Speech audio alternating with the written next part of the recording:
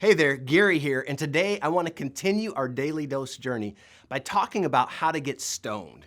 And I'm not talking about new legislation or 420, I'm talking about Acts chapter 7. Pastor Adam said the book of Acts is a book of first, and while there are many cool and exciting firsts, like the first outpouring of the Holy Spirit and the first sermon and revival breaking out to kickstart the church and this movement that we're a part of, one first I would not have wanted to volunteer for was to be the first Christian martyr. Your boy Stephen, he got stoned. And you know what? I don't think it felt good. But before we talk about how he ended up here, let's go back and visit how Stephen enters this movie called the Book of Acts.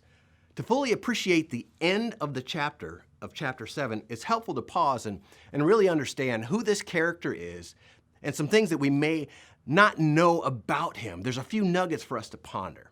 In Acts 6, we find the church exploding with growth, and people are starting to complain about how ministry is taking place. Can you imagine that?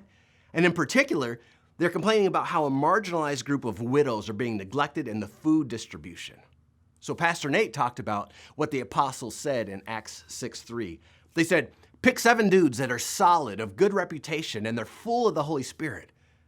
Wouldn't you love people to be like, yeah, godly, wise, reliable, full of the Holy Spirit? I know just the person, Gary or Stacy or your name.